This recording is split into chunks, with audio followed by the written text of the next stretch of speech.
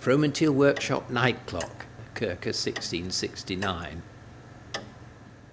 This clock is unsigned, but Michael Hurst, in his articles in the Antiquarian Horological Journal in March 2000, identifies that the clock was made in the Fromanteel workshop under the influence of John Fromanteel, as the details in the construction of the mechanism are typical of John's work.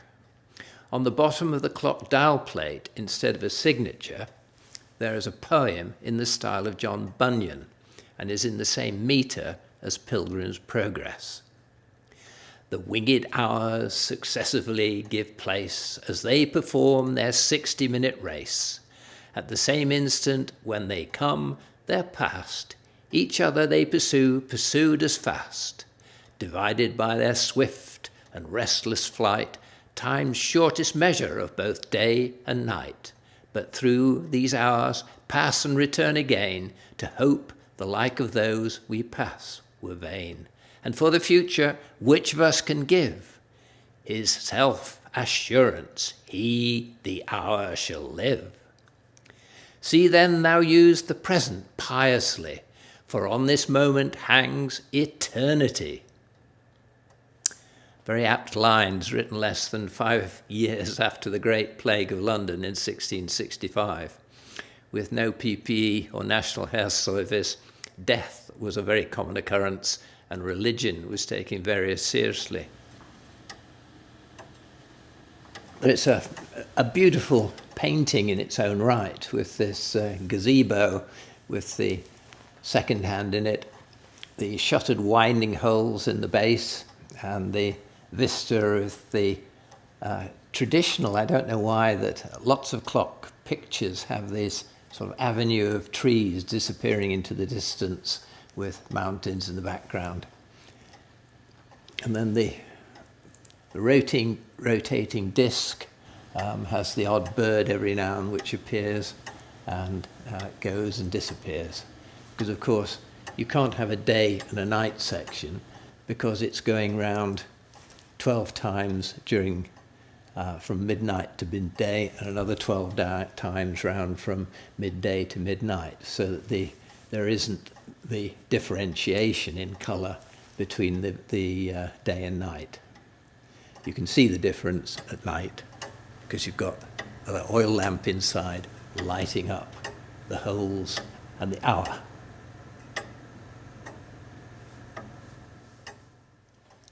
So there we have it, the pinnacle of technology, some, 350 years ago, made in about 1669, and it's still going, still ticking away, and if you put the candle back in, you can tell the time at night. All sorts of interesting things and features about this night clock. First of all, you can see the second hand here. It's going round backwards. But the numbers on the dial are engraved the correct way, so you can actually read the time to a second.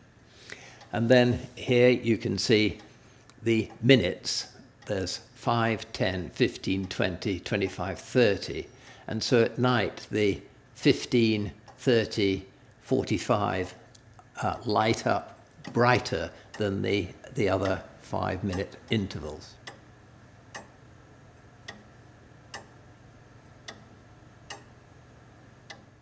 And so you can see the time here is 30, 40, 45, 46, 47, just coming up to 48.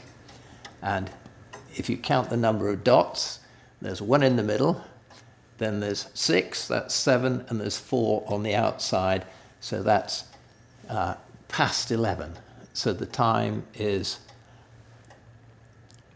15 seconds and 47 minutes past 11. So the disc is rotating, looking at the back, anti-clockwise, so that it's clockwise when you look from the front of the clock. And each time this sub-dial here with the 6 numbers on it passes, there'll be a pin, and it will locate on this, will catch it on here, and then it will just rotate it so that it comes up to the 2. So when it comes out now, the 1 has come round, the 2 will come round, and as it rotates, it's now saying 2 and 33 minutes. So we'll put it back so that it doesn't get all out of phase again. Put it back until it's showing the 12, which is the correct time tied in with the count wheel here. And so the next one underneath, 180 degrees below this, is 1, which will then come round and appear here and travel round, making the count wheel then strike 1.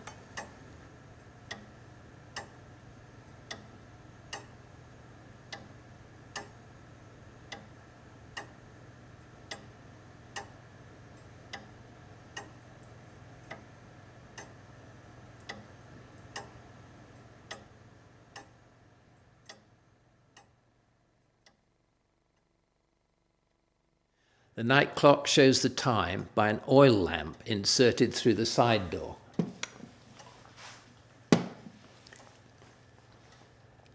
When the tray is inside and full of oil, the weight changes the strike so that the bell clapper does not actually hit the bell. There is just no bell chimes at night, but the counterwheel strike system remains in place with the dial. At night,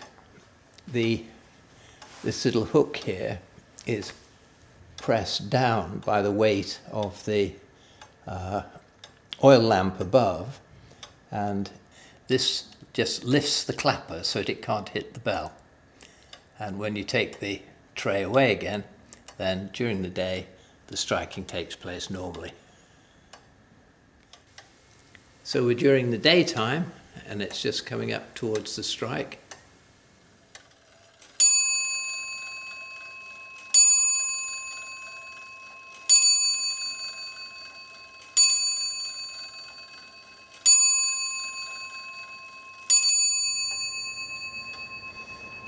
And if we turn it round to the night time, then the clapper is lifted so it won't come all the way down, and coming up to the strike.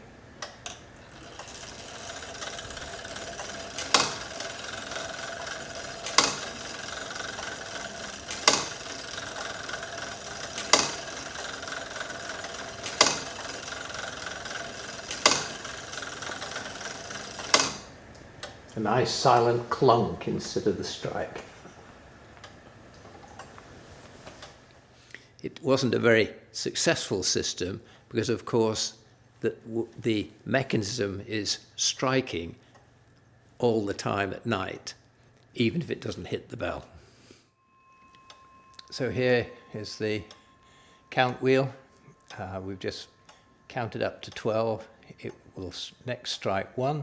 And so on all the way around. And you can see the count wheel here will just strike 1. There it goes. And the locking lever coming into the count wheel, stopping after the first blow. And as we rotate again, the 1 is now visible, the time is going round, 1/4 past, 1/2 past, and as the disc goes round underneath, it will be changing to come up as the first of the even numbers, which is 2, and so that when it appears in the window on the 9 side, it will then, it's all set ready on the count wheel to strike 2. Here she goes. 1, 2, and the wheel is locked by the locking lever here. Again, the escape wheel is a lovely, very finely made, not over-engineered, not over-materialed, just a very, very beautiful escape wheel with the anchor escapement underneath, driven from the pivoting cock, with engaged onto the pendulum.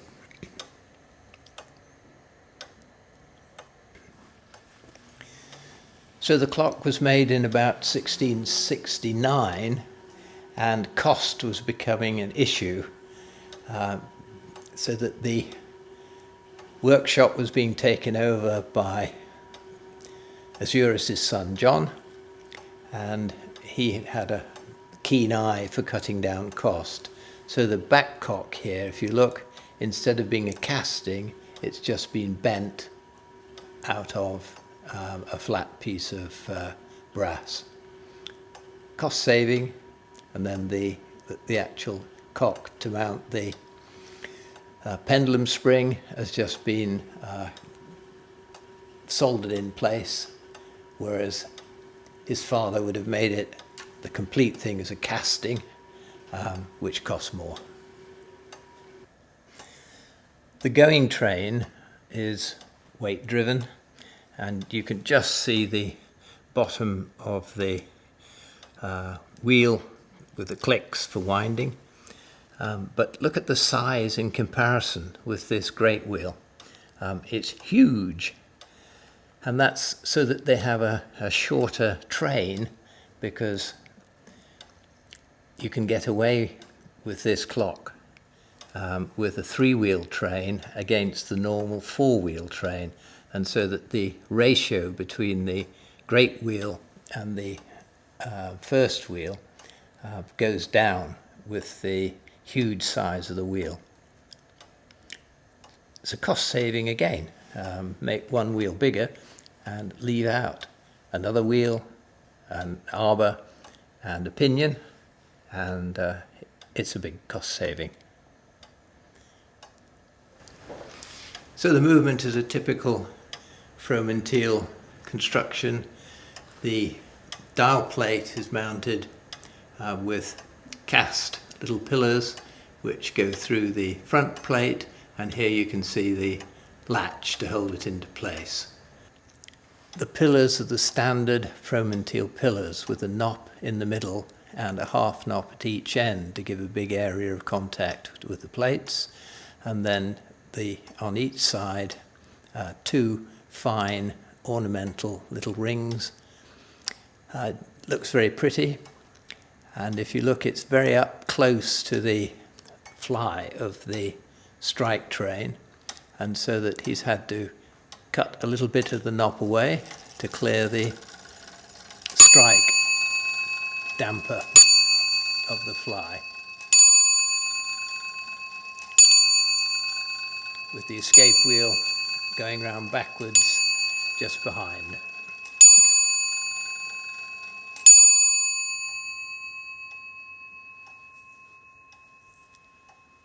The central knop is threaded here, and it's fitted into the case onto two wrought iron flat folded lugs, so that there isn't a seat board, and it's simply held on the lugs. It's a very similar situation to the three-train John Fromanteel, which also doesn't have a seat board and is also fitted on lugs.